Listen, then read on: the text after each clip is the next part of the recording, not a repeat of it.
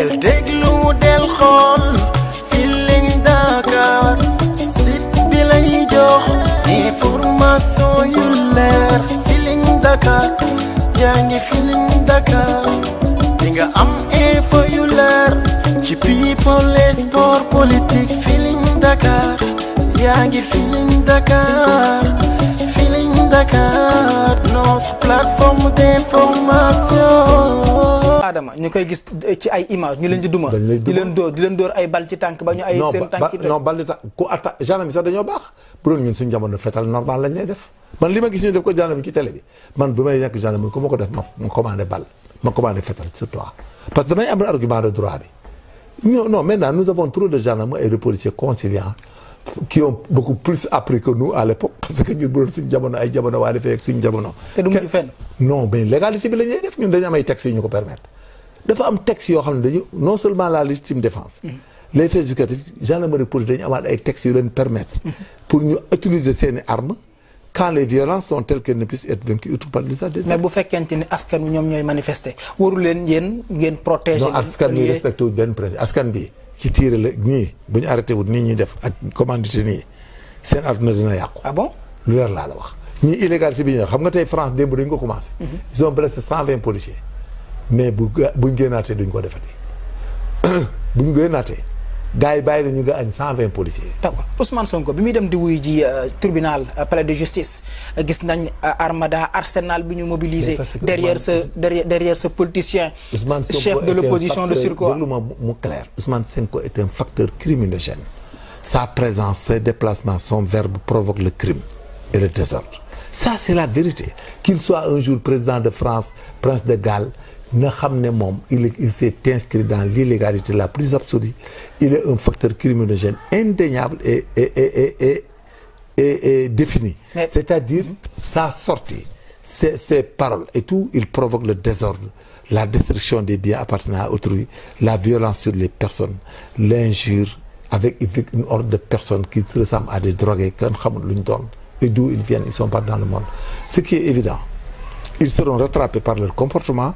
Mais aussi, le président Macky Sall aura l'occasion de les rechercher là où ils sont et de les sanctionner tous et de les mettre en prison pour qu'ils payent le préjudice qu'ils ont causé aux honnêtes sénégalais.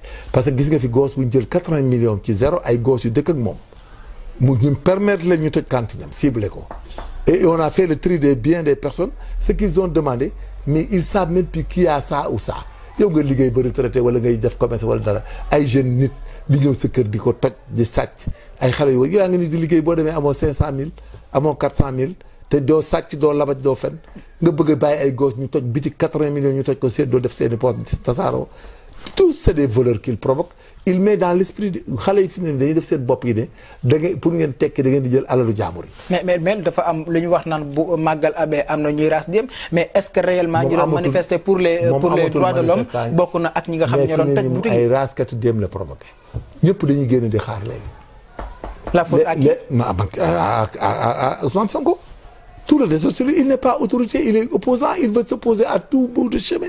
Il a dit que Macky Sall du président, Sénégal du président, gendarmerie, police, magistrature considéré wu leen. Mais c'est un rebelle donc, il est rebelle par rapport à nous. S'il est sénégalais, il est rebelle. S'il est étranger, vraiment, on doit faire la guerre comme un pays asymétrique avec lui. Parce que deux hypothèses yi mën a am. C'est de la rébellion, il ne respecte plus les lois et règlements du pays, il s'est rebellé.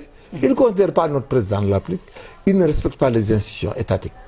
Et il insiste au désordre et à la destruction. Mais est-ce que jàppale le président de la République moom moo njëkk a ñàkk a respecté Sénégalais le président la il est la personne légitime.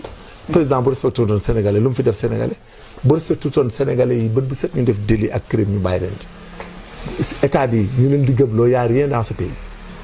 C'est le management qui nous a fait réussir si vous regardez les routes les ponts et tout ce qu'il faut. Est-ce que li ngay wax nii du waxu koo xam ne dafa far. non pas du tout pas du tout dañ ko jàng xam ne kii li muy def mooy bu baax pour yéen. pas pour man j'ai plus de 60 ans j'ai travaillé j'ai une pension irrévocable moo mën a dundee mën naa Njibi Mbàkke sama pension du ma dee du ma xiif ba dee sama pension irrévocable bu Sénégal geeroon ba jeex dañ may delluwaat sama pension bu Sénégal geeroon ba lépp xottee kayit yëpp dem buñ paree état bu ñëw daf ñuy faire une pension man j'ai une pension viagère c'est-à-dire ils sont en train de truquer et d'usurper la vérité c'est un arsenal une entreprise de tromperie pour prendre le pouvoir et se débrouiller et partir avec des leviers extérieurs. Et que les Sénégalais... Des leviers extérieurs? Non, c'est-à-dire l'influence mondiale, le pétrole, le gaz, hein, le salafisme, hein, la géopolitique dans la zone. Hein. Mais tu vois, il y a beaucoup de facteurs. On les appelle des facteurs endogènes, tantôt et exogènes qui viennent de l'extérieur. Chacun sait que Wagner est dans nos frontières là pour attendre la moindre chose pour entrer dans ce pays et reconsidérer l'exploitation de nos ressources. Parce que c'est des pays qui veulent...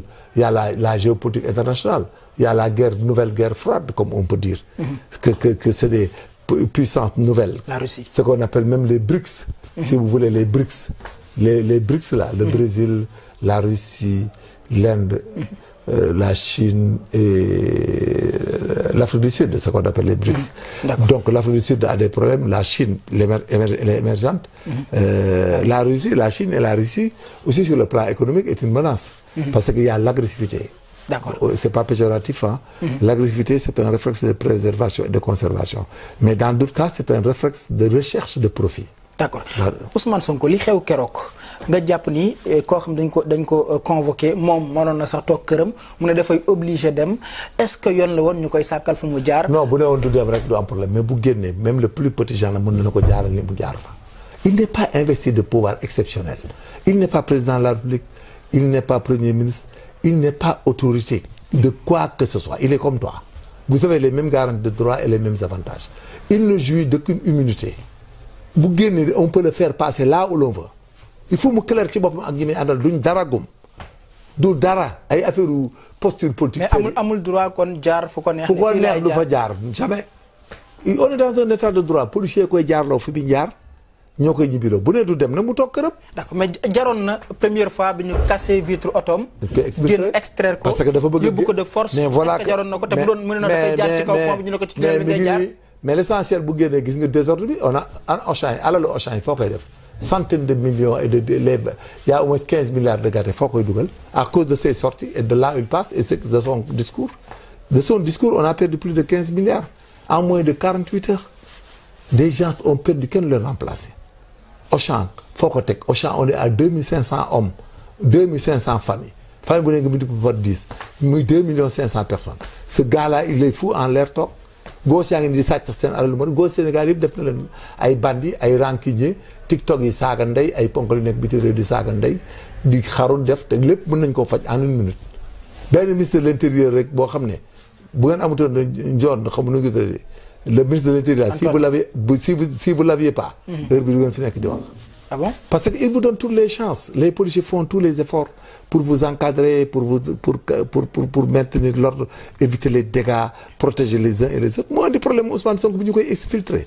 Parce que Ousmane Sonko, tout le temps, il cherche des arguments d'agression et autres, et il a la complicité des droits de l'homme. Heureusement que quand il faisait le liquide jaune là, quelqu'un l'a trahi, les gens le suivaient de près. Del déglu del xool Feeling Dakar site bi lay jox information yu leer Feeling Dakar yaa ngi Feeling Dakar di nga am info yu leer ci people et sport politique Feeling Dakar yaa ngi Feeling Dakar Feeling Dakar notre plateforme d'information